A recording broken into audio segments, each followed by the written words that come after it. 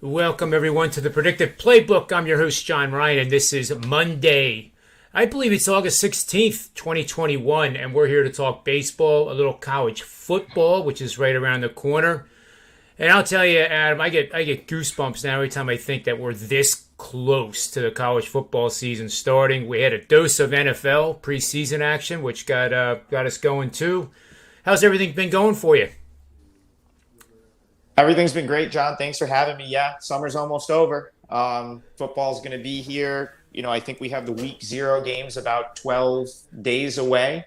We're already in this preseason football, starting to pick back up, but it's kind of what we live for, so it's exciting.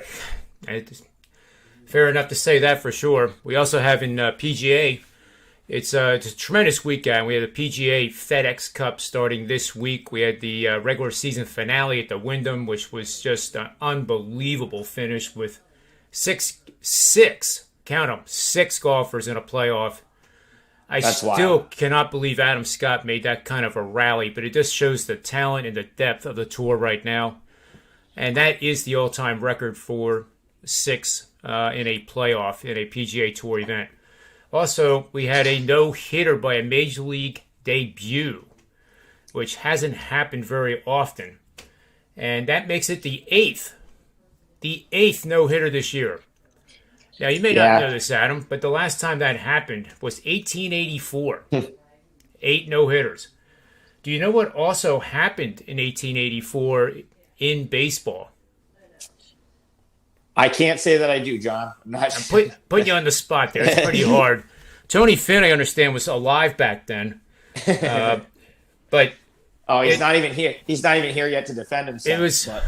Oh, he's probably listening. But anyway, in 1884, there was a rule change for the pitchers. It allowed them to throw overhand. Wow. Kid you not. And that was the last time that we had 8 no-hitters in a season. So I think they should abandon the launch angle right now. And if they want, Major League Baseball and the owners want to get more fans in the seats, you need more hits, you need more home runs, and I don't know how this launch angle ever got started, but it ain't working, Adam. It just ain't working.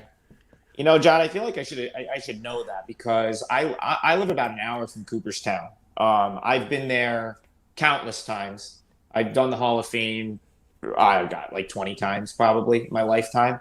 I've gotten to play on Doubleday Field as a player 4 times. That's a great field. And I got to coach there as a coach twice. So yeah, but I did not know that offhand, but that's pretty interesting. And I don't think we're going to see it change until we see the approach of the hitters change, because it just seems like swing and miss is not really frowned upon like it used to be. And so you're going to have some nights where if a guy's got really good stuff, you might see, somewhere between 10, 15 strikeouts or a lot of quick outs, which is going to let guys go deep into the game and possibly, no hit a team. So I'll have to say it doesn't come as a surprise to me at all that there's been 8 already. Yeah. And we'll probably see quite a few more, or we'll probably see 2 or 3 more, but from now until the end of the season.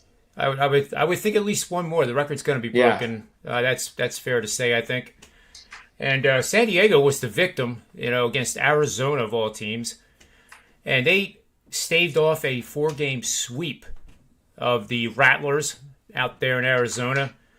But they needed Fernando Tatis, and it's a very polarizing story right now because a lot of people are saying that you got to make sure this guy's health comes first and not making the playoffs. And he has a partially dislocated left shoulder, and he's been out now twice because of it. He was on the DL or the injured list 15 days, and to which his teammates hit a whopping 7 home runs, ranking 27th over that time period. He comes back yesterday, goes 4 for 5. I think it was 4 RBIs and 3 runs scored, if I remember correctly, but it was 4 for 5 for sure with 2 bombs. His first at bat was just a ripped double. Then his second at bat, bomb. Third at bat, bomb. Didn't show too many signs of having trouble with that left shoulder because, as you know, when you hit, as a right-hander, you're pulling that knob of the bat with your left arm and your left hand and forearm. So I'm not worried about him playing right field. I was surprised to see him out there, but he looked like he played that position for about the last decade. And that's impossible because he's only, 22 years old? But, he has that feel like he could be the next major Hall of Famer, like a Mickey Mantle or one of those types of names. And I just really want him to be taken care of health-wise and not put the playoffs before that. What do you think about that, Adam? Yeah, I mean, obviously, player health is important. It's probably even more so now, prioritized than it used to be. I mean, I want to say it was like 2001 when the Arizona Diamondbacks won the World Series and Luis Gonzalez played the entire season essentially with a torn either labrum so he had a pretty bad injury. And I mean, I think, you have to leave it up to the player a little bit, but also, he's so young at this point. Obviously, in my example, Luis Gonzalez was later in his career.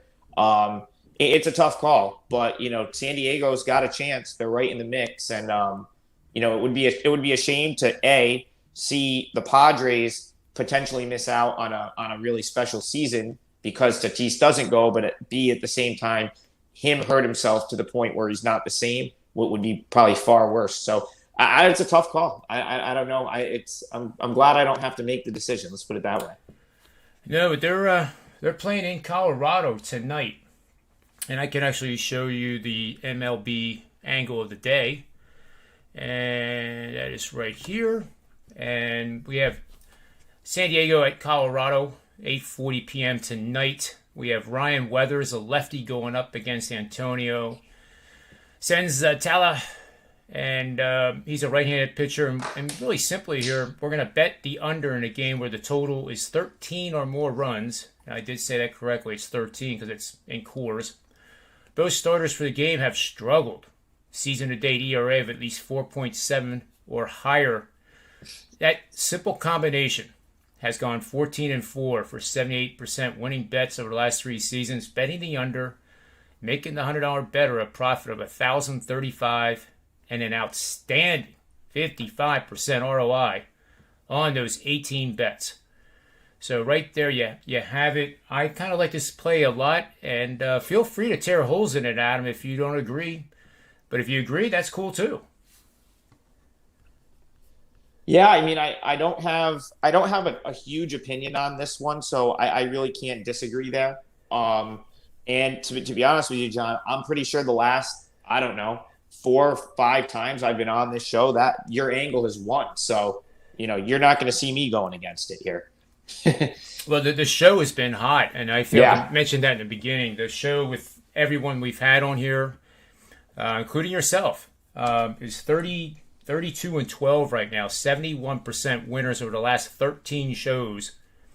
Coming up on 3 weeks worth of shows because we do it Monday through Friday every day at 4:00. So that's awesome. That is pretty good, I'd say. I'd say that's pretty darn good. And it was just coincidental. I started to keep track of the records. I said it on the show that, all right, this starts the day. We're going to be even more transparent than we already are at Sports Memo and WagerTalk.com. And we're going to tell you how our plays do. And you can't lie when it's broadcasted the way our shows are broadcasted. You just can't. So we're pretty happy with that. Tony, Finn, and Rob Veno will be joining shortly here. Now, I know you wanted to talk about some college football. And very quickly, I'll review my pick here in about 30 seconds. It's Florida Atlantic getting 24.5 against Florida. And I think you bet it now because I think that line's going to go closer to 21.5 as that week approaches, which is about 2.5 weeks away.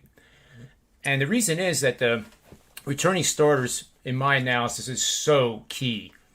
Definitely. And they have 20 of the 22 starters coming back, including the quarterback. The offensive line is intact. All 5 of them are back. And that's like a unit within the team. And when you have your entire offensive line, even at the NFL level, it is so big an advantage that I can't even begin to tell you. So with a team like the Florida Atlantic Owls, having that many returning, going up against the Gators, who only have 10. They have 5 each on defense and offense, and a new quarterback that will be under center. They're not Alabama, Adam. They don't simply reload. They can reload partially, but they're not the Clemson. They're not the Ohio State, and they are certainly not the Alabama.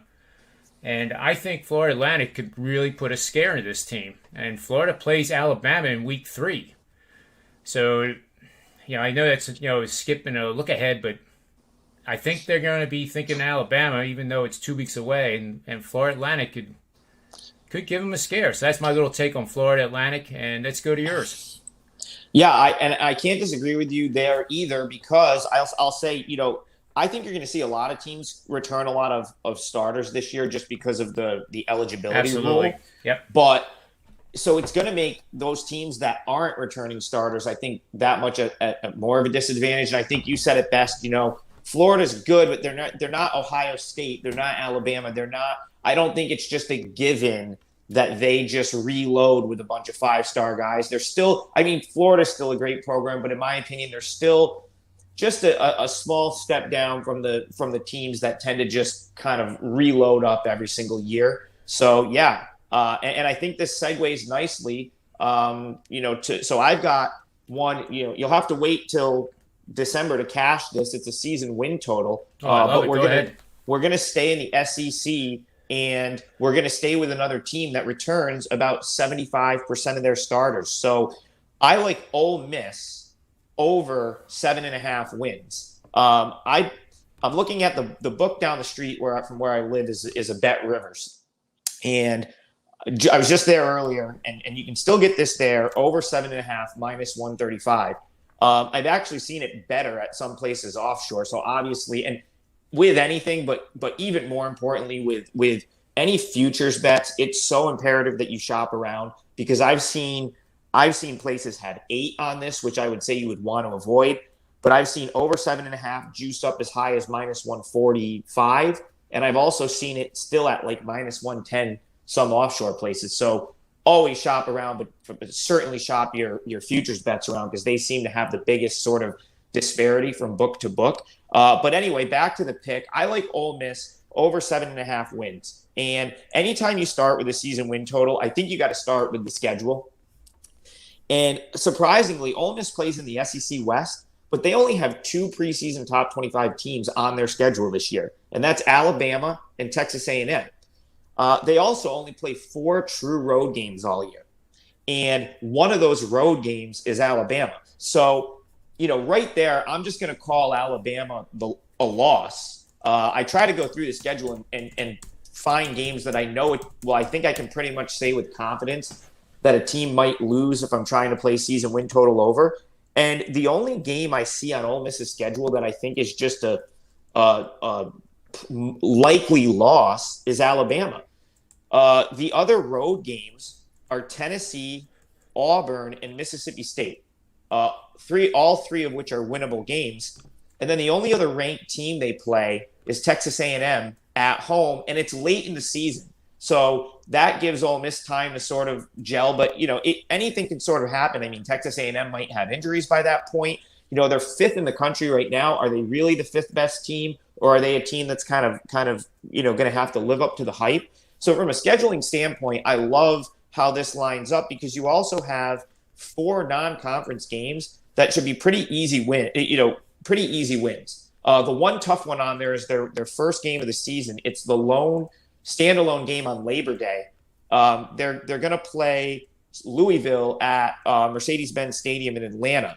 But I'm not that high on Louisville. I want to say off the top of my head, Ole Miss is probably an 8-point favorite in that game right now. So if you get through that one, which I think they will, the other non-conference games for Ole Miss are FCS Austin Peay, Tulane, and Liberty. And Liberty's not, I don't think, going to be the story they were last year. So I see 4 non-conference wins right there. And then your home games for Ole Miss: Arkansas, winnable game; LSU. I think LSU is going to be down a little bit this year. I got that a winnable game. Vanderbilt should be a win, and then the game against Texas A&M. So the schedule sort of stacks up. And now from a personnel perspective, they've got about 75% of their players returning on both sides of the ball. And, they're not going to be a great defensive team. I mean, this is Lane Kiffin. He's going to try to score 50 points a game. But I do think the defense is a little bit more – I think the defense is going to be a little bit more experienced. So I do think that getting stops is more likely this year than it was last year. And just to kind of top it all off, Matt Corral is he's essentially been named the top quarterback in the SEC, coming into the season by anyone that covers that league. So I think you could have a really good offense with Ole Miss. I think the defense will be improved strictly from an experience standpoint. They have a nice bowl win over I think they beat Indiana in their bowl game last year, so they've got something to build off of. I think 8 wins is probably the low for this team. I wouldn't be at all surprised if they won 9 or 10 with how easy their schedule is. So Ole Miss over 7.5 wins, that seems really low. I would lay the juice, even if you have to lay the juice, lay the minus 135, minus 140. I don't think there's any way that they end up with less than 8 wins against this schedule. Yeah, I like that play quite a bit. Just coincidentally, that's a team that I had spoken about before, and it's just a continuation of their advance forward. And if they do beat LSU, even though LSU, to your point, might be in a down year again, it's the name recognition and then the recruiting, and now we have athletes getting paid, and what school weather at a campus now is going to be big for these players to decide where they're going to go. Definitely. And I'm pretty high on Ole Miss here for the next several years. So that's great. I think it's fun I think that game is going to be the game that might decide this bet right here. Like I think Ole Miss has a chance to be special and could just completely overexceed expectations and go 10-2, but realistically, I have them 8-4 or 9-3, and I think it's going to end up being that they're going to have to beat LSU or Texas A&M at home probably to cash this. But I think they can do it. I think they can knock off one of them. And I don't even. They're probably going to lose to Alabama, but that's early in the season. Who knows? They could surprise. Bama could be sleeping early in the season. Although I've marked that one as a likely loss. But I can't see them losing any of the non-conference games. I think they probably cover that number against Louisville on Monday on Labor Day. So if they get through that one, I can just about guarantee you they're going to start 3-0.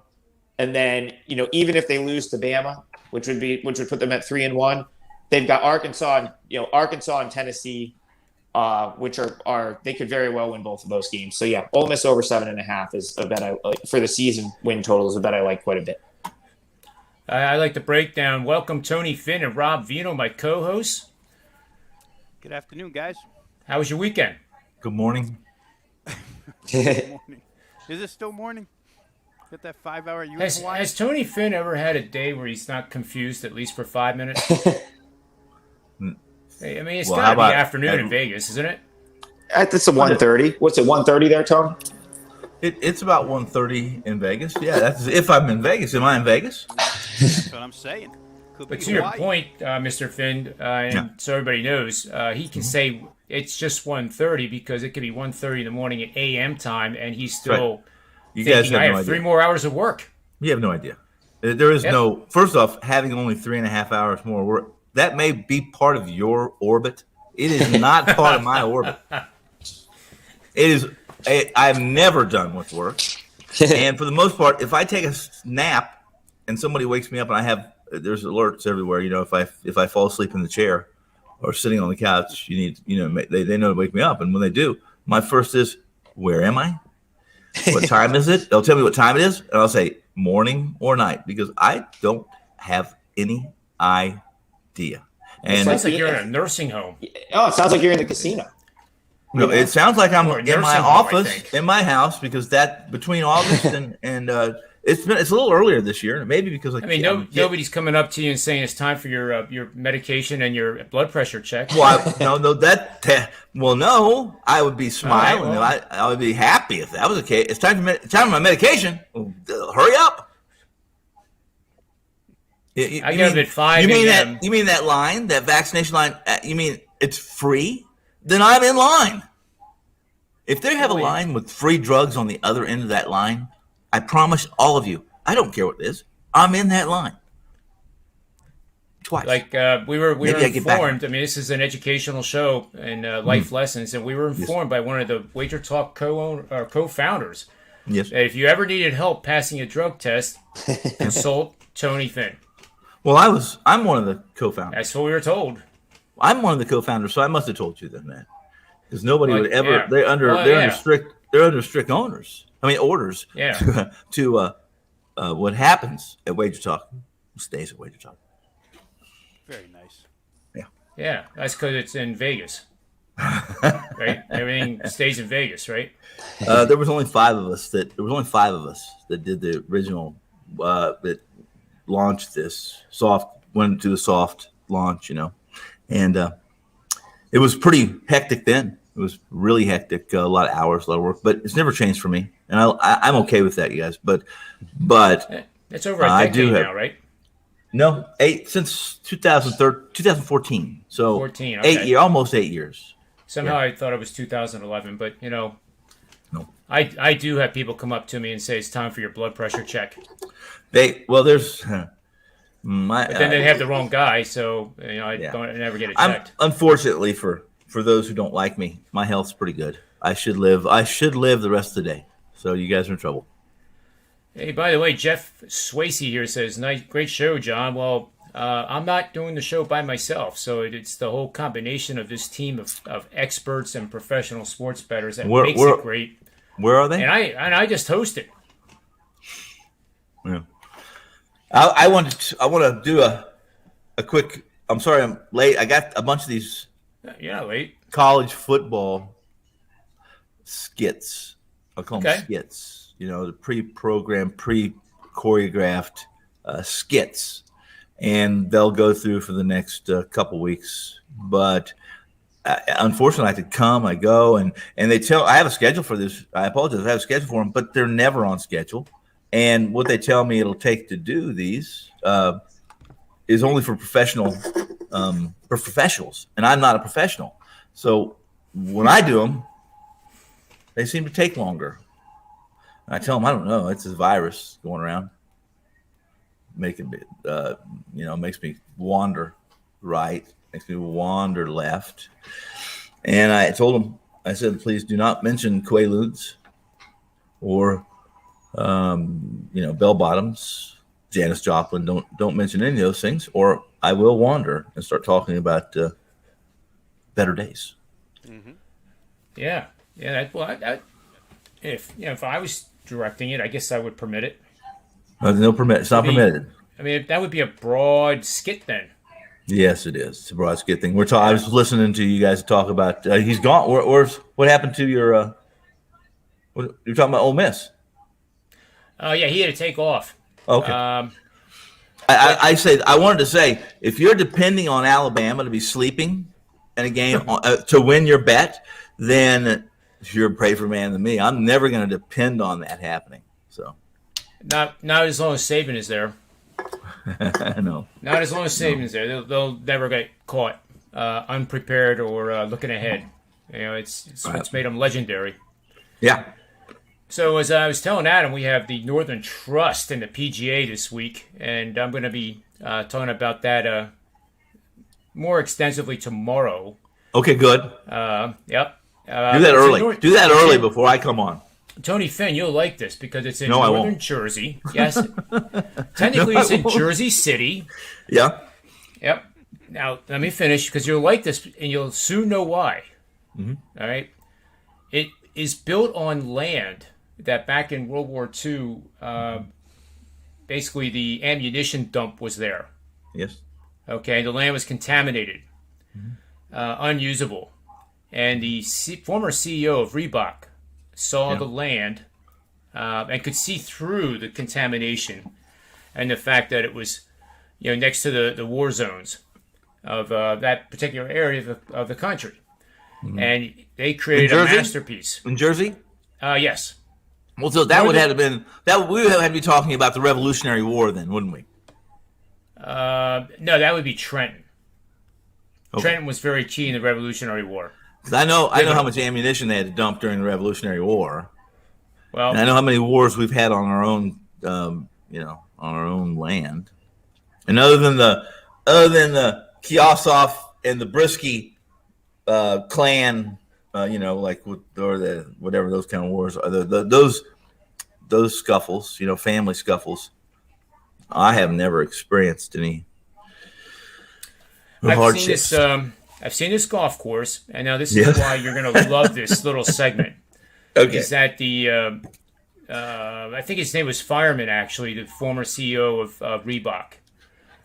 What was so special to him, in addition to the views of the New York City skyline, and they are spectacular, is that his parents, arrived there at Ellis Island. And it was his grandparents. Not his parents. Grandparents arrived from Russia, which I knew you'd be fond of. Well, my dad arrived in Ellis Island, so so my grandfather. Yes, so I was there too. I was there too, but I was a little fish swimming around somewhere. I don't know. Go ahead. Oh, you were a thought, possibly. Yes, I was one of those swimming around. Yes. So a little trivia question I asked Adam Trigger. Yes. And I did mention that you were alive, possibly in 1884, but we have 8 no-hitters now. 8. Yes, we do. Yes. And the last time that happened was 1884. What else was changed in the sport called baseball in 1884? Start pitching overhand. Yes, sir. Very good. I knew. All you had to do is ask somebody who was alive in 1884. There you go. They were allowed to pitch overhand. Right. Man, how I don't know. I don't know much. I don't know much. Really, I don't. I know a little bit about baseball and about the history of baseball. I've talked to you guys about the listen, I know that the commissioners, owners let the players gamble. Not about 100 years ago. They let them gamble. And they were transparent about they were gambling, and they were fine with it because why? Because they didn't have to pay them as much money. They just let them gamble a little bit. They earned a little extra money. Yeah. And a lot of things, overhand, underhand. How about this? How about you got to call your own strike zone? There was a time period in baseball, you got to pick your own strike zone. And do you know that it used to take 9 balls to be walked, not 4. There's so many. There's a lot of rule changes, guys. There's a lot of things that would amaze people, those who are listening about how what baseball was and what it's morphed to today. And it doesn't really matter what it's morphed to today. We still have idiots that can't figure it out. Yeah, they were. I want to ask both you guys. Original on-base percentage, because walks used to count as hits for a time period back then. Yep, and there was no umpires. Well, and no fences. George Sisler led the league with 9 home runs. Yep. Yeah, that one World Series game with the Red Sox. If it was very popular at that time. I forget what year it was, and the fans were out there in the outfield with no fence. So if it went into the crowd where they were trying to keep the people from getting too close, it was a ground rule triple. How about that? And I got to must be correct standing myself pretty far real away. quick here.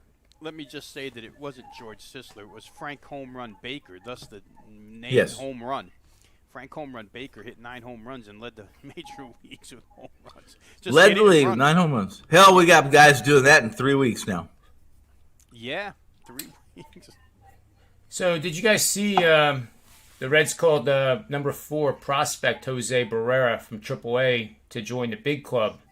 And adding another right-handed power bat to the lineup, I suppose. Another bat to bury the Phillies with. Well, they're in different divisions, but they could play each other. Well, they have been playing each other. Yeah, that's okay. I get your point. Yep. Yeah. Damn it. Yeah, I have to admit, we've talked about it on the show. My models came up with Aaron Nola yesterday, and it was a big-time 5%er loss. And Aaron Nola at home, right? And Immortal. The 2 combinations were right there, and I thought, fundamentally he only pitched 4 innings in that range-shortened outing he had with the Dodgers. He had As soon 7 as- strikeouts and 12 outs. He was going to be ready to go, but he didn't get over 92. So what the heck's going on with him? As soon as you think you got the Phillies figured out, you don't.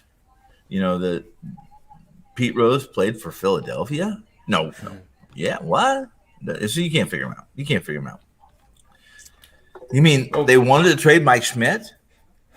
Yeah, well, they wanted to. Well, Rob will tell you right now, because it wouldn't be a show if we didn't talk about the Philly media. When Pete Rose was a Red, am I right in saying this, Rob Veno, that it's safe to say that Philadelphia hated him? They hated the word Charlie Hustle. They hated how he played the game, and it really was just kind of like jealousy. He then becomes a Philly, as we know, and the Philadelphia population immediately welcomed him with open arms. Of course they did. And he became the heartthrob of the Philadelphia Philly that's fan not base. just but that's not just the Philadelphia fan base. That's pretty much any fan base. You know, if in my small community, my small village where I grew up, if you were an Oakland Raider, or especially an Oakland Raider, if you were a Raider and you were going to be playing for the Chiefs, you know, you were the enemy number one. But as soon as you came to play for us, you were good. Yeah, everything in the world is good. Yeah, let's circle back to Barrero, because I know you guys have. I know Barrero. Yeah, I want to give Rob a chance to start this, and obviously they called him up for a reason. And Reds right now we've been saying it on the show for 2 months now that they're a team to be reckoned with, that they're no joke. They're 2.5 games out of the wild card spot right now. They're unlikely to catch Milwaukee, but they play Milwaukee a ton down the stretch, so who knows? They trail them by 8. But is this call up? Is this what could potentially put them in the playoffs? So kind of a yes or no question, but you can also make it like a hazy, undecided statement too for your answer. But let's start with Rob and see what he has to say about that. Well, I would say any move that they make that's not a bullpen move isn't going to make a difference with this team. I mean, they can already hit the cover off the ball. They're one of the best. They play at home tonight, where their OPS has been tremendous all season long. They've hit good. Nick Castellanos is back in the lineup now, so I mean they can hit. More hitting, I don't think is going to make the difference unless they plan on winning games 11-10. But they have to shore up the bullpen. Now Lucas Sims has been back for a few days. He did get a win over the weekend against the Phillies. But that's where they're short, guys, and they're not necessarily, in a great position either. I mean, they're being chased, so it's an interesting thing with the Reds. I don't think that hitting is going to help them any. What will help them more than anything else, guys, is the fact that San Diego, the team that's ahead of them, is signing Jake Arrieta today. And that shows you how desperate San Diego is. They bring Fernando Tatis Jr. back yesterday. He does hit 2 home runs and a double for them. I don't know that you can count on that every single day, but San Diego had been in an out-and-out tailspin. And I think last week when we were on, kind of talked a little bit about how it seemed like a desperation move, trying to just get Tatis back as soon as possible. Yeah. And taking a serious gamble with that shoulder. They've got him in right field. They worked him out in right field for about 7 to 9 days prior to him coming back. They think that'll be better than playing shortstop. I mean, one slide into a base, one swing of the bat, anything could pop that shoulder. So I think San Diego shows you today. They probably showed you yesterday when they threw Craig Stammen for the 3rd time in a week. They throw him as an opener against Florida. Then they throw him in relief, and he gives up a home run to lose the game. And then they come right back with him on Sunday. And today, Randy Weathers. That pitching. You're right. Weathers, guys. Weathers has a DNA. He has MLB DNA, obviously, through his dad, and he had a great start in San Diego. But even that start in San Diego that he had was smoke and mirrors. And the hard contact that Weathers is giving up is atrocious. when you put the bat on the ball, and this is not a guy who strikes. Rob, you're right. This is not a guy who strikes batters out. He's striking 6 batters out per 9. That's not with an exit velocity of over 90. Hard contact at over 40% is a recipe for disaster at Coors Field. And I looked at the overnight last night at 11.5. I said, well, I'm going to have to consider, even though I like Sins more than I liked Weathers. He's not as bad as his 2-9 mark. I wanted to look at the over. Well, I got too busy. Like right now, I have got to get my.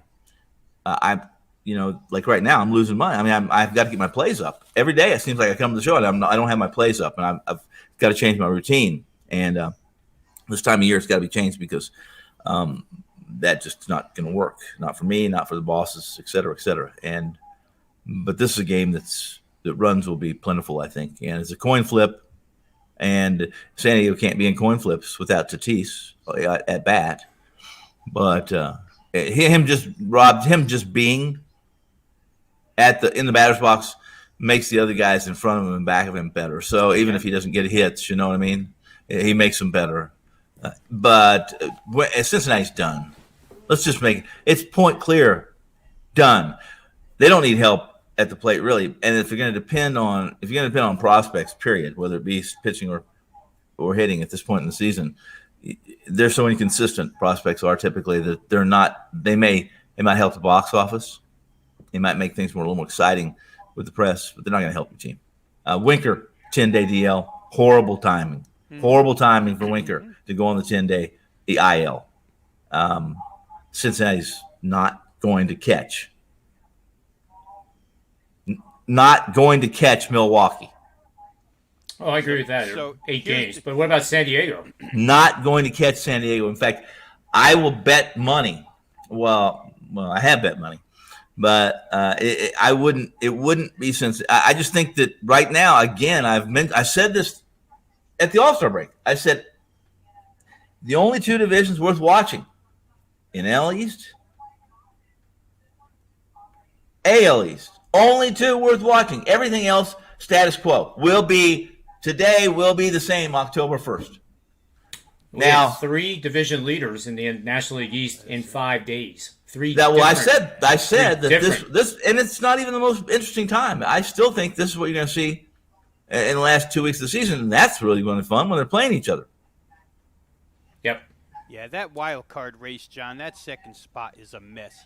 Darvish is on the DL or IL. Yeah. They're signing Jake Arrieta. That team's a disaster right now. Yep. If they don't score, that total tonight is 13, and if they don't get 11.5 overnight. If they don't get 14 of those 13 runs, they probably won't beat Colorado tonight. They can't pitch. They're in desperate trouble. And guess what? Here we sit on August 16th, and who passed the Phillies in the wild card race yesterday, and who's only 4.5 games out, and who got their number 1 starter back and threw 6 shutout innings on Friday? Oh, boy.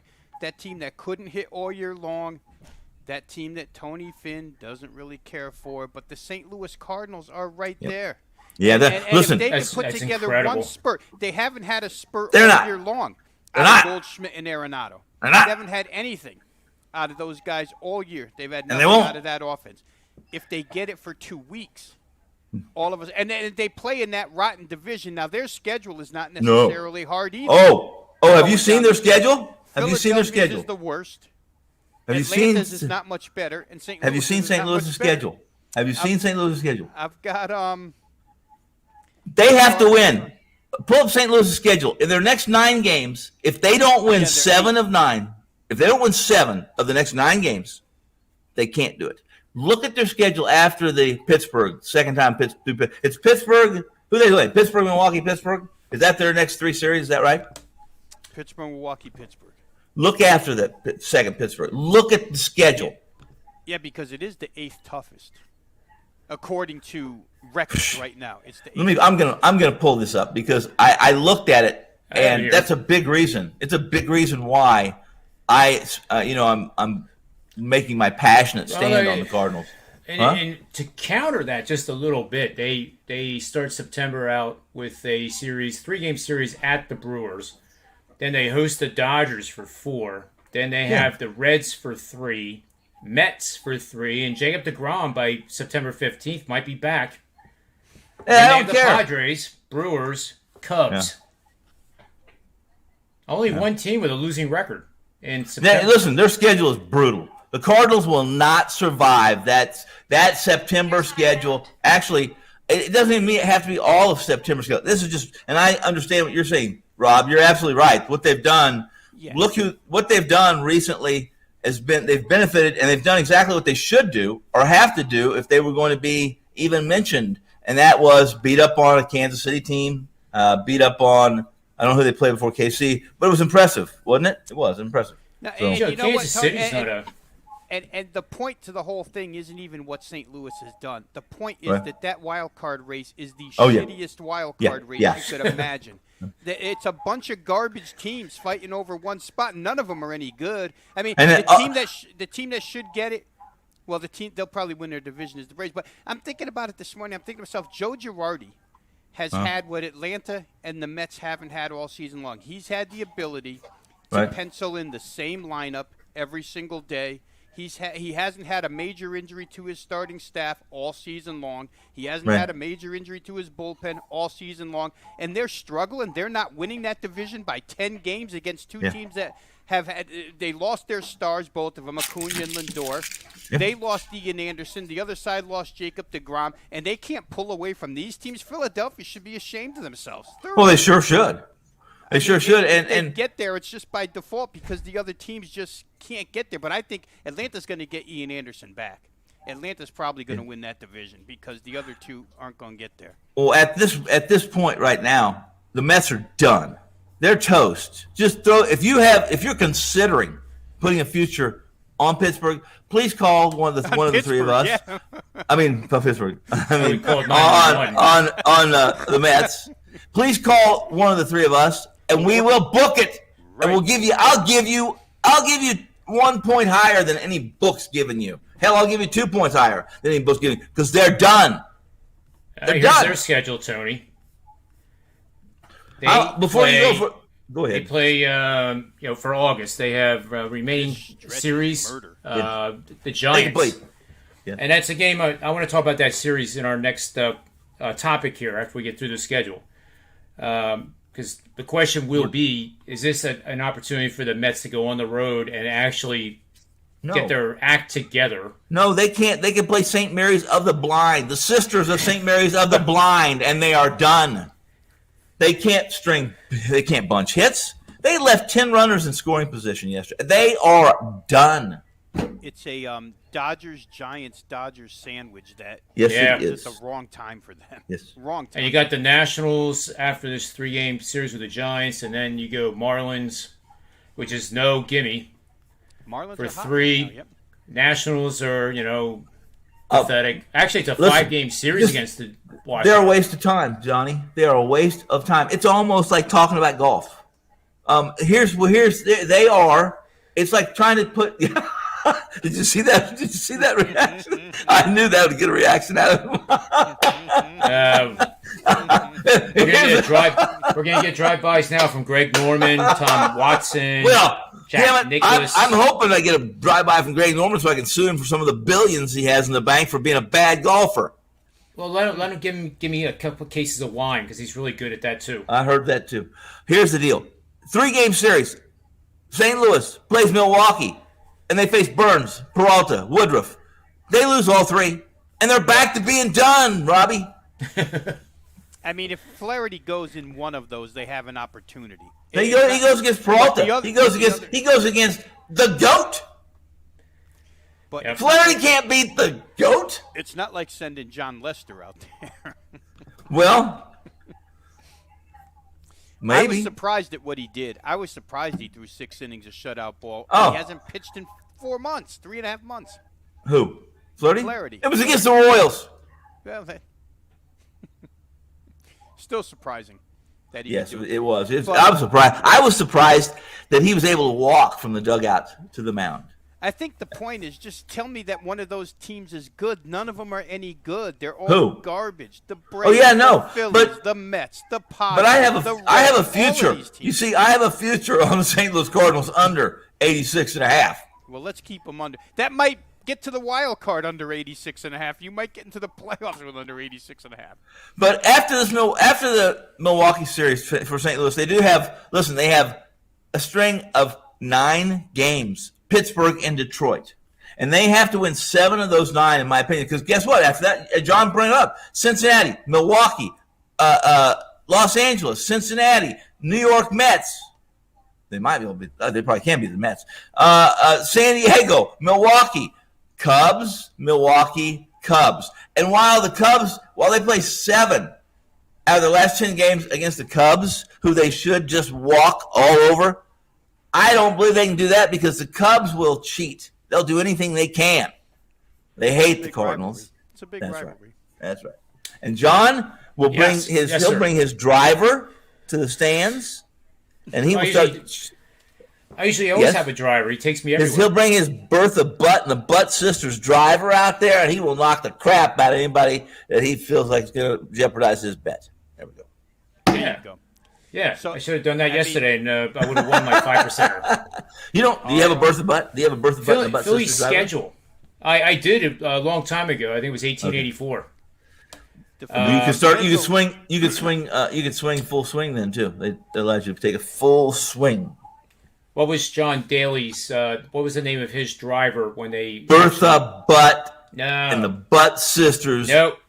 His first one that was marketed in mass Tommy marketing. A Tommy Aaron Wood shafted driver. Nope.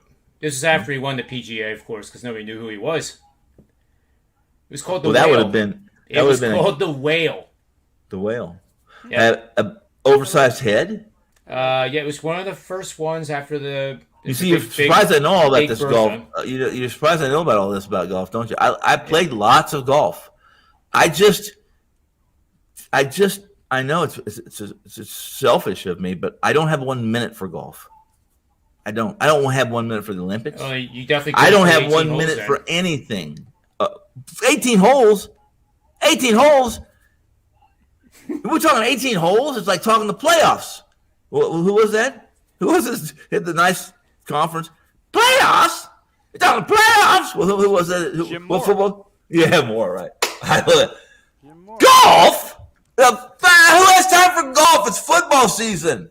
My God. But it is time for football season. But we do our work and then we put our plays out. And then for me, speaking of myself, you're not talking about playing golf. Are you talking about playing golf? Because if you're talking about playing golf, I'm going to scream louder than a girl can possibly, like a girl, because I thought you were talking about just handicap. I don't have time to I sure as hell don't have 6 hours to play with my caddy's ass and tell him what a good caddy he is and tell him, I'm sorry, I don't want that club. I take that. No. I don't have time for that. Are you kidding me? If you do, then we're in trouble. Well, I will say this, and I think I'll get Rob Veno's support, is that on Sundays with the NFL on TV, and a really nice day here in the East, it's time to kind of break away from it a little bit, get out on the golf course, but I do have my iPad along.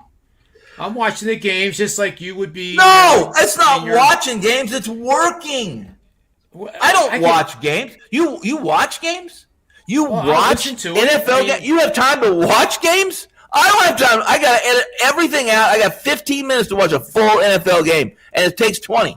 How else are you going to do in-game betting if you're not watching the game? I don't. During football season, brother, I do not do in-game betting. There's only after football's over, I do in-game betting on the NBA and baseball. And those when football in-game betting.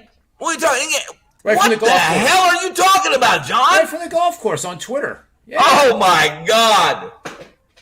Yeah. I've obviously done something wrong because for 110 years I haven't been able to do anything during football season but work. No, it's actually to be truthful, it's more of watching none of the games, playing golf, getting away from it, hearing updates. And then looking at the coaches' films on Sunday night when they start coming out. Those, from the high-level view that you can get now for basically free. Yeah. And speaking of which, those films and I want to talk about this tomorrow. So there's a reason Playoffs. for the chat room to come back. Is I've done a little machine learning stuff on videos where I taught the code to measure the distance between a defender and a wide receiver, and then measure the closing speed both in man coverage and zone coverages, single cut routes, and two cut routes. And tomorrow I'll give you a list of at least 5 defenders, defensive backs, and safeties that I rank based on the mathematics as the best coverage defenders. Here's the deal. I want to know. Before I want that intel. Here's what I want personally, John, and that will help me tremendously. And that is, I want to know the distance between J.J. Watt and the quarterback, or the distance between any elite rush defender and the quarterback, and his completion percentage. I can and do how that. Because that receiver means he's second. Because if your quarterback can't get him the ball, he's squat. The defender hadn't even been. That's everything revolves around the quarterback. In my handicap, the heaviest part of my formula is quarterback pressures, sacks, pressures, and how a quarterback reacts and plays, and how the offensive line matches up to everything that revolves in that little teeny bubble that is the trench. Everything. I can't agree more. Quarterback, if a football field is 53 yards wide, then the distance from J.J. Watt to the quarterback is 26.5 because he's hurt again. That's right. You're right. I used J.J. Watt only because I used J.J. Watt only because I figured most people know who J.J. Watt is. Oh, okay. If I'd have said something like, how about Von Miller?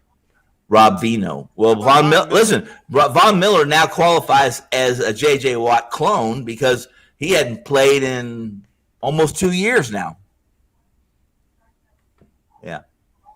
He cost me. I had a future on Denver last year.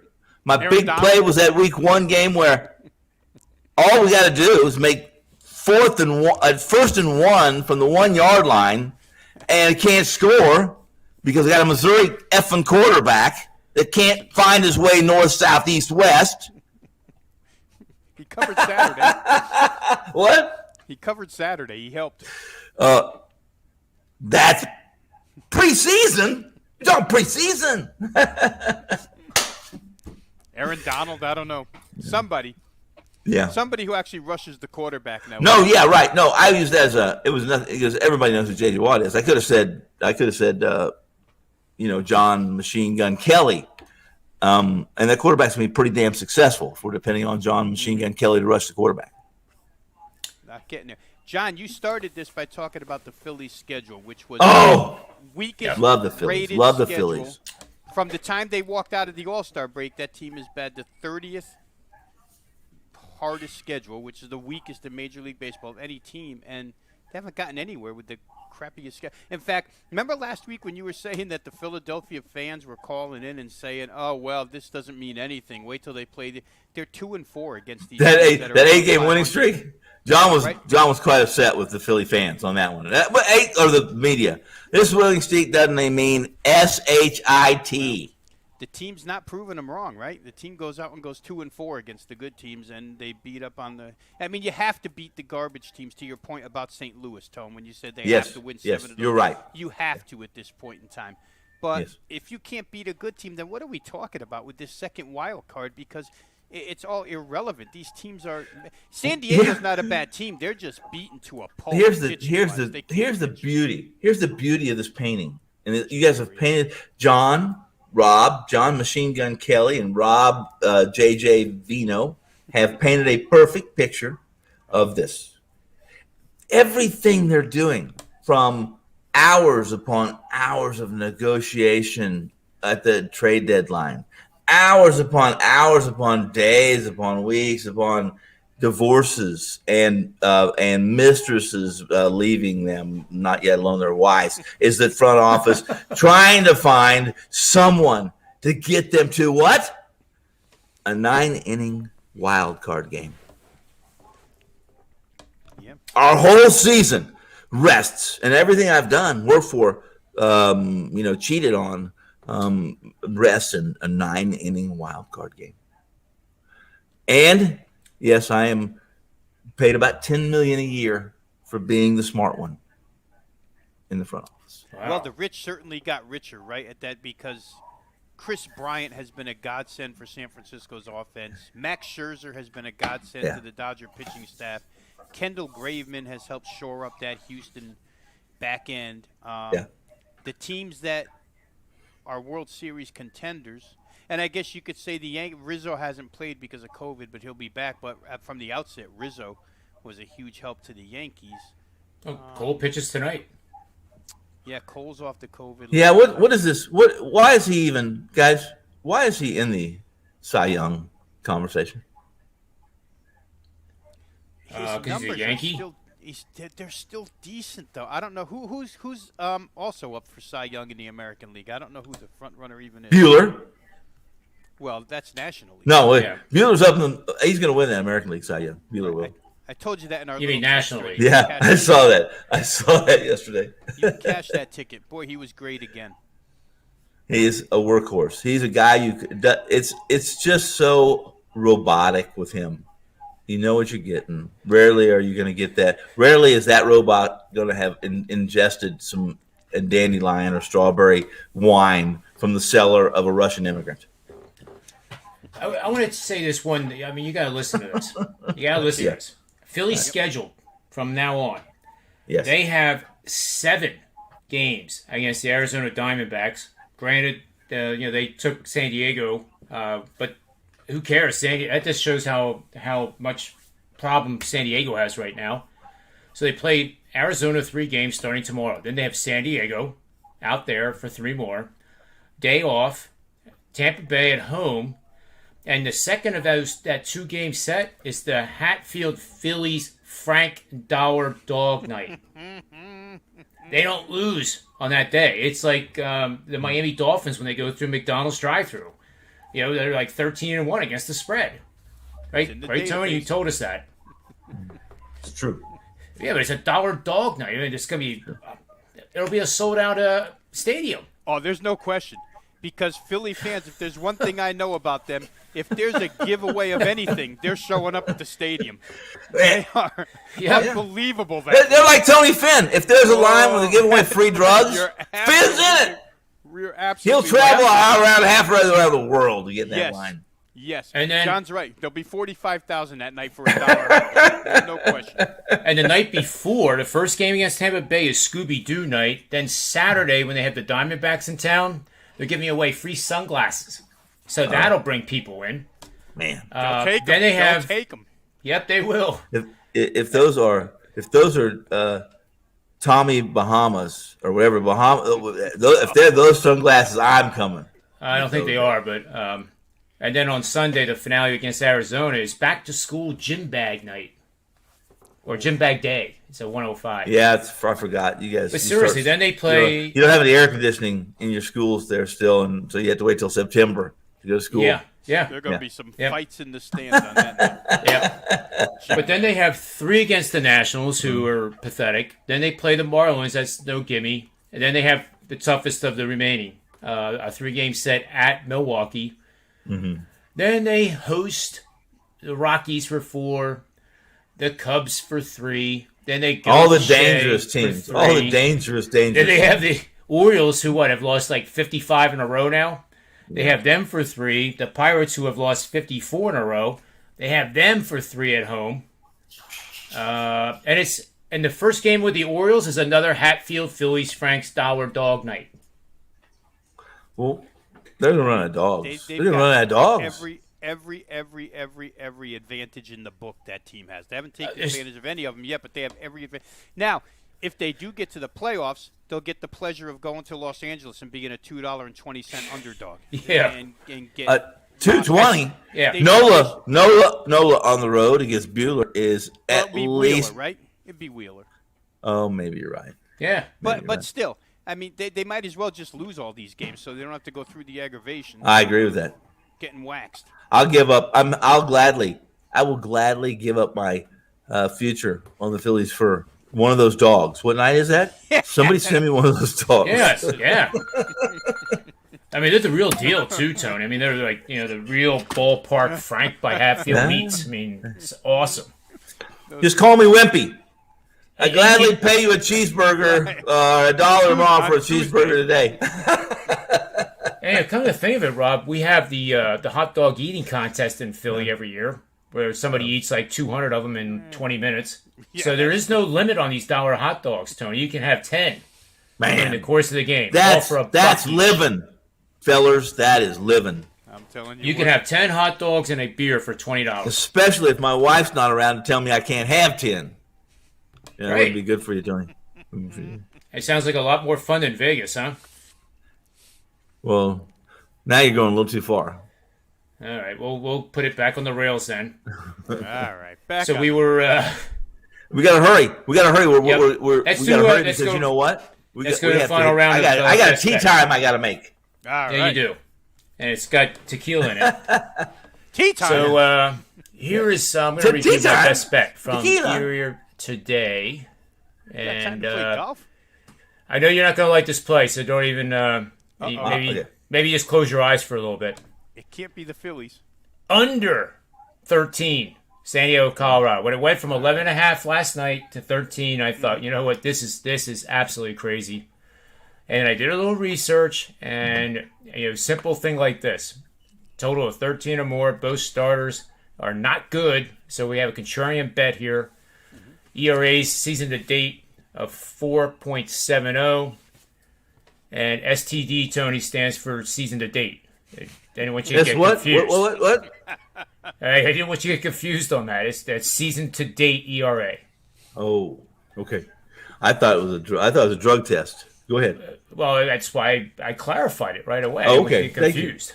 14 STD. 4, 78%, last 3 seasons, et cetera, 55% ROI on these 18 bets. It says to take the under. I saw your point earlier in the show with the over, so we're 32-12 right now on our show, and that's 71%. So this becomes important everything. Now. So I'm saying we don't have to make this a show best bet if you are. I never said it was. Oh, is that your best bet? This is my best bet. Yeah, I say it's fine. Whatever you want, whatever you think. Who am I to tell you what to be your best bet? I'm no one to tell anyone what they shouldn't do, what they can't do. Does anybody have the current do. line on it? Yeah, it was Colorado was a buck. It was a pick 'em. It's a coin flip, essentially, if I'm not mistaken. I think the Rockies are actually favored like minus 120. Probably. Well, since he should be favored over Weathers. Weathers is Weathers, but he's not. I think Weathers is the favorite. He is the favorite. He's anywhere from $1.25 to $1.35. There you go. That essentially, yeah. But let me tell you, I this morning on the first pitch, it was not one of my plays, but it was on the menu. That game was part of the broadcast menu of games we covered, and I'll say the same thing. You're looking at Weathers, a kid that started 4-2 with a 2.73 ERA. Since then, he's right where he should be. His xFIP, he's given up 5 runs, but his exit velocity, and his hard hit, his quality contact favors you, me, and any 5-year-old with an aluminum bat hitting from the wrong side of the plate. I'm telling you. That's what favors. We always know that Colorado's really good on offense at home. I mean, it's been that way since 1995 or whatever they came into the league. Their OPS this year at home, I mean, they're so far ahead of the rest of the group, it's not even funny. They're like 48 percentage points higher than anybody. Houston, take your pick of great offenses, and they're at home. They're beyond that. Well, that brings up a whole nother podcast, whole nother program, whole nother schedule, and a lot more time than I have right now. But it comes up during non-football season, by the way. But you shouldn't have those kind of home. You shouldn't have that kind of dichotomy in your numbers from home, the splits from home away. And again, something needs to. If they don't change something soon, I'll tell you what they're going to do. with Colorado. They're just going to add them to the Pacific Coast League, where everyone scores 10 runs a game. Well, I just want to make the point that Randy Weather's in that stadium. It's not conducive to him having a fine night. If he does, God bless him. Yeah.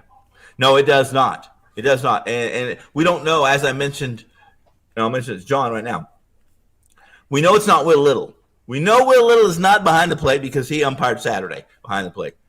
But if it is a pitcher-friendly or a non-pitcher-friendly umpire, let's just hypothetically say it is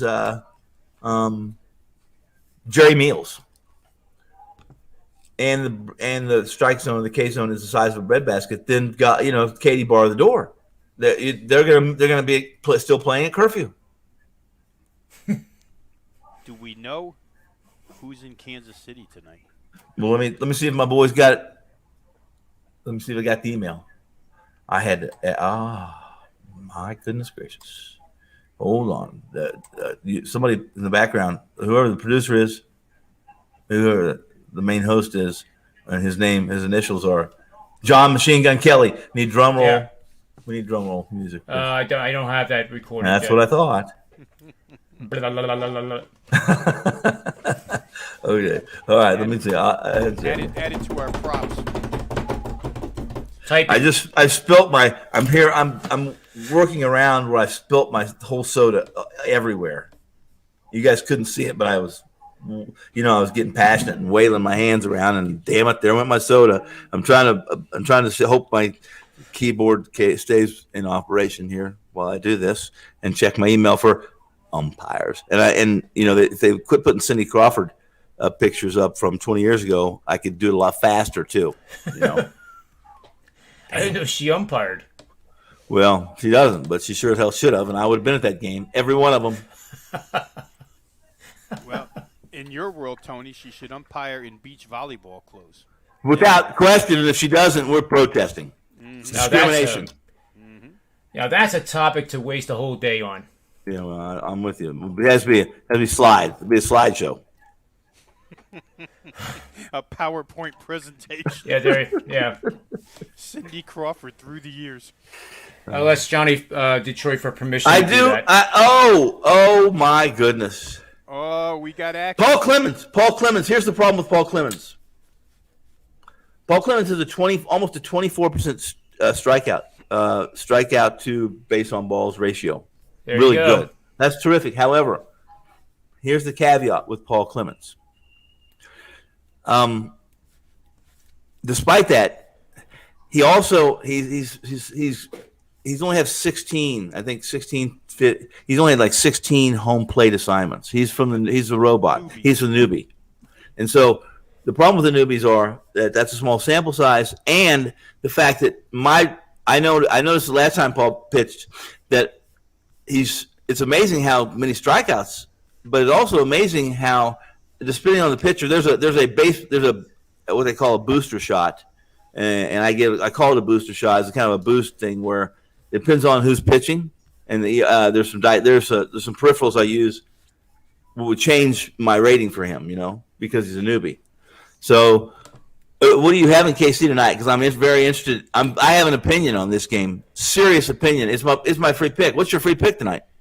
Well, I mean, as far as this show is concerned, I mean, I'm going to go with that Houston and Kansas City 5-inning game under the total. That's why I asked you who the umpire was. And I'm on Houston.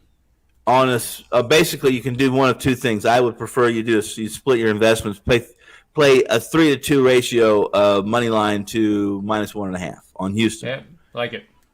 And at $1.50. No more than $1.60. I don't know what it is right now. I was afraid it was gonna. I haven't. Long story. Is it $1.60 yet? I don't think it's $1.60 for full game. Yeah. It is. No, it's still mostly 50-55 the high. Okay. I mean, I don't know where this odd screen gets. Like, it's all 50s all the way across, and then consensus is $1.60. I don't know where this consensus is. Yeah. Well, the consensus is like the consensus in my household is what my wife says. That's the consensus.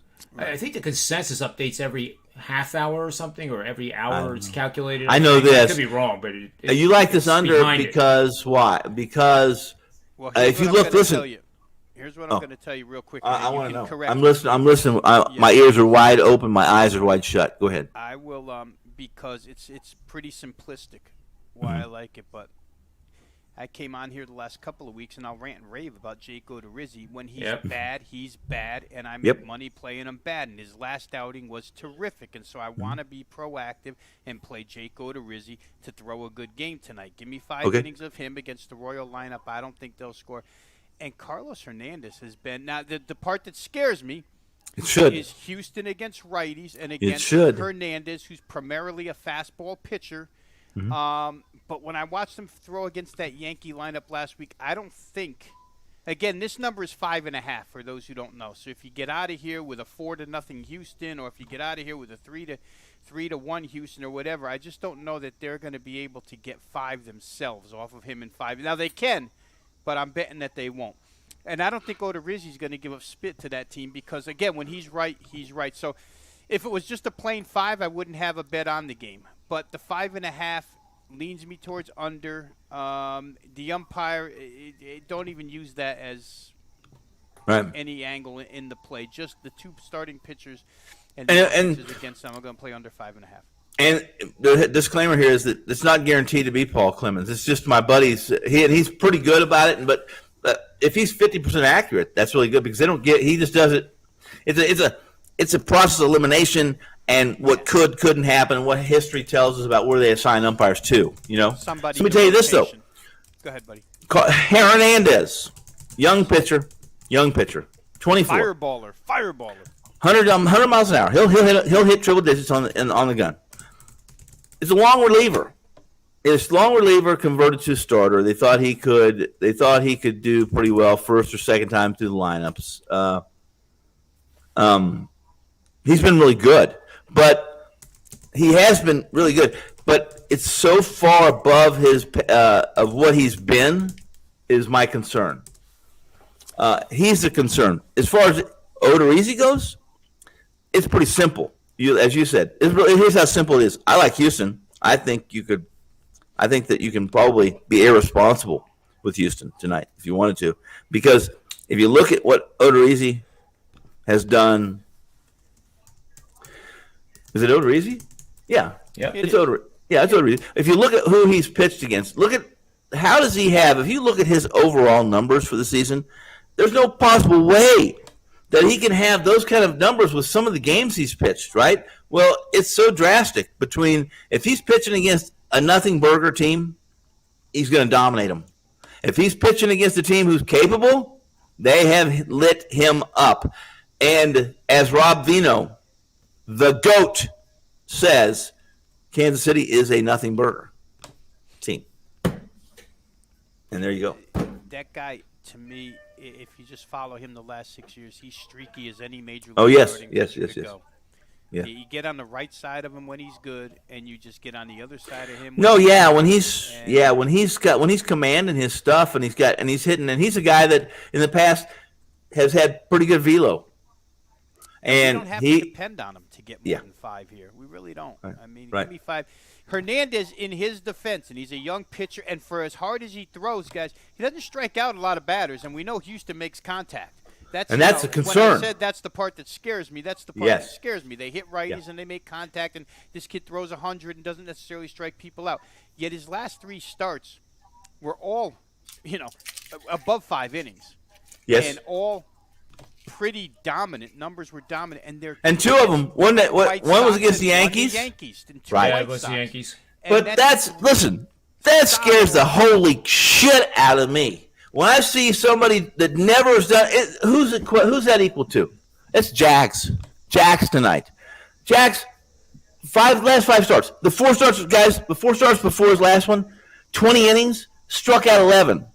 He took out 20. He strikes out 11 socks in his last game, and he's never in his professional career at any level been a strikeout pitcher. And now all I'm reading, man, this guy looks great. He struck out 11 of the potent White Sox lineup. If you don't know the boogeyman when you see him, then let us three of us teach you who it is. It's that pitcher. He is the boogeyman where you put 5 mortgages and he gives up 5 hits, 5 walks, and doesn't strike out one damn batter. That's the boogeyman. Yeah, and there's always, with these kids that are young, Yeah. that are going on strings like this, there's always the other shoe's going to drop eventually. And Houston's the kind of lineup that could make that happen. Yes. If Oda I like Quantrill. In other words, if you can't, yeah. I like Quantrill. Quantrill has been just the same thing. His situation is different though, guys. Right? It's different. He's under the tutelage of a very good Cleveland pitching staff. They have done wonders. They have done great work with guys who you never thought were going to be great, and they've taken guys who were supposed to be great and made them even better. And Quantrill has changed his whole repertoire. You know, they got him away from throwing that 2-seamer and the sinker. He throws about 20% more 4-seamers, and his strikeout rate's gone up. But more, look at his last. Look at those starts.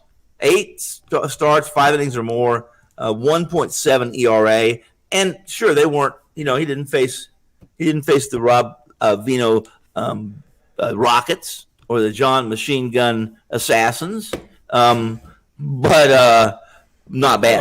I like that. It sounded good. Now tell me what you do with a guy in Quantrill's case where the numbers are really, really good, and he's on an extensive run. He's really not known for being an elite pitcher, but certainly he's put together a long-term run here. It's like 7 starts in a row. Hey. But how about this BABIP that he's carrying of 216? Who carries a 216 BABIP? I said this morning, now, caveat is he has benefited from a BABIP. He's benefited from the BABIP. And because if you have a 220 or less BABIP in your career, you're making millions and millions and millions of dollars. That's the bottom line. Now, a guy like him has John Kelly Ryan's horseshoe up his rear end to have a 216 BABIP. Well, let's hope that he is not. Let's hope he didn't drink too much fruit juice or took any Axlax. And that damn horseshoe is still up his ass. Stay there. No prune juice. Stay there. I would think it usually stays there once it's there. Yeah. Well, either that or, no comment. Medically removed. So what is Rob Veno's free pick? Yeah. He's a first 5 under. Kansas City, first 5 under 5.5. I'm in Houston. I'm full game Houston, and I'm splitting my wager to make it really complicated for your record keeping. That's fine. I can make it just a minus. I can make it a -1, but I don't like to make it -1 because don't get paid enough. Well, you can push. On my bet, you can't push. You win or you lose, or you can lose both, or you can win both, or you can win 1 and lose 1. I guess that'd be a push, wouldn't it? Kind of the way I'm telling. Are you splitting it like money line, and run line? Houston Astros, and that's only if Cindy Crawford is the Batgirl. All right, so that's two picks then. You don't want to split it half and half. It's 2 official picks. Money line. No, it's 1 pick. It's 1 pick. Okay, but 1 pick. He's got a percentage on there somewhere. And here's this: I either win both. Okay, that's a winning pick. Or I lose both. That's a losing pick. If I win 1 and lose 1, it's a push. That's how you're going to grade it. Fair? All right, that's fair. Okay. All right, so I was looking at umpires. I just wanted to mention this real quick before we sign off. Mm-hmm. Where the heck is this now? Here we go. The umpire in the Colorado Rockies game is, I'm getting here. How do you know? Them already? Sorry for the Well, they have it as Larry. My buddy has it as, you tell me who you think it is. I'll tell you who I think it is. I have scrapers, Oh, cool. What's your Larry Vanover? Well, that's what my buddy says is. That may have already been announced as official. What do you know about Larry Vanover? That he's been around forever. Very friendly home team, 15-4 record. When? And this year? Home team, Well, it has to be this year because he's had 400.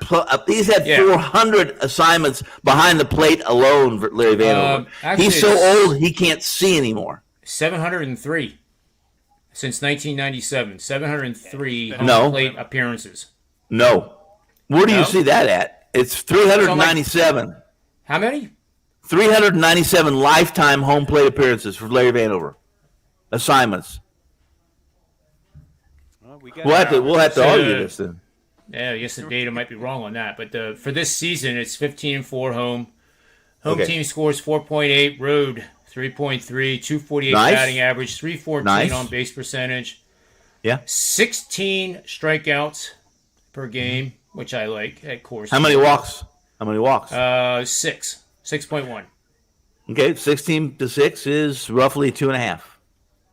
Yeah, 2.5. Ideally, you want 3 to 1, but right. Oh, 2.5 is about league average.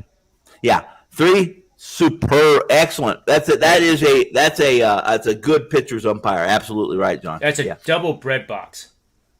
Double bread. That would be like heavy. That'd be I take it.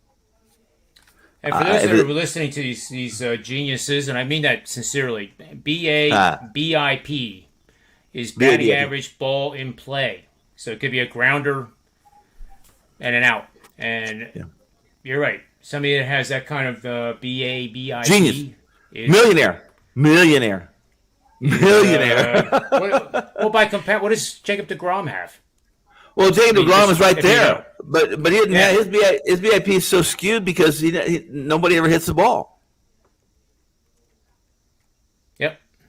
No, BIP. Listen, there are pitchers that have been really fortunate. BIP. There's pitchers out there right now that have 380 BABAPs, and are good. Some of that, all that is here's the deal. A BIBAP, to the user listening, John's trying to say it, and he's in so many words, is this. If you miss bats, and if it's mission critical, you miss bats in this day and age of baseball pitching to be successful. If they don't hit the ball, they can't score. If they don't hit the ball, they can't get on base, except for pass ball and strike 3. Okay, go ahead, slap me upside my face. But BABIP is batting luck. There's batted ball luck that comes into play in baseball. Like anything in life, if you were the guy that walked up the time after because just because you wanted to look at that girl's butt in the Powerball line, she got the winning ticket because you wanted to look at her butt. You could have been in front of her. A little bit of luck goes a long way. Yeah, and generally, if you're an elite pitcher, you can have a really low BABIP. I mean, that's expected. But if you're a middle-of-the-road pitcher and you're pitching to the tune of a 216 BABIP, you're pretty lucky at this point in time. Ground balls are finding gloves. Fly balls are finding gloves, or else these guys are diving all over. Right. The no-hitter, the kid Gilbert, who threw the no-hitter for Arizona Saturday night, there's a lot of hard-hit contact in that no-hitter. And the kid even admitted it. He admitted it. He said they were hitting balls hard all over the place. But they found gloves. Right. Now, the next time around, if you're not fading Gilbert, which I will be, it's a great story one time, but I saw some of them balls that were hit by San Diego. I'm thinking, oh, my God, this is the luckiest no-hitter I've ever seen. There's batted ball luck. Every time you and I, we come on here and give free picks out, guess what? And people, and I'm not going to preach, but, we have, I've had plenty of drive-bys. Twitter drive-bys in my life. You could not hit the ocean with a beach ball kind of thing. That you couldn't do that. Batted ball, there's luck. There's times we get lucky, we get unlucky, and that's just life. Absolutely. If there was no luck involved, then I would listen. I've always said, and this is something I preach to everyone: don't wish me luck. I please. Do not wish me luck because there's only one kind of luck I can have, and that's bad luck because I'm always effing right. There you go. And there's a bad luck element to BABIP too. I mean, some guys are pitching really good, and they're giving up bloop singles, or they're giving up Baltimore chop singles, or they're giving up slow rollers to the infield that turn into singles, or a number of things where your BABIP could be 370, but you're not pitching like a guy with a 370 BABIP. So it goes both ways. Baseball is what it is. Let's put that on the topic list for tomorrow. Okay, but do not wish me luck Because the only luck I can have is bad luck. I'm always right. All right, let's get to the Summer League. It's over. It's our championship games. Tomorrow. Yeah. I think Who's going to win? Well, Boston. I bet against them big time last time out with Philly, Robbie, because Pritchard is gone, and Pritchard was Boston. He was until I watched him play Philly, and then Philly. Those damn Philly people. Those damn Philly teams. They disappoint me time and time and time again. And I'll tell you real quick, the Davion Mitchell defensive pressure is infectious because all of a sudden he's got the sack single-handedly. He's got the Kings playing defense. It's crazy. I watched that kid because I love him. But Walton is not anywhere near that team right now. No. He probably shouldn't be. Where's Rick Adelman when you need him?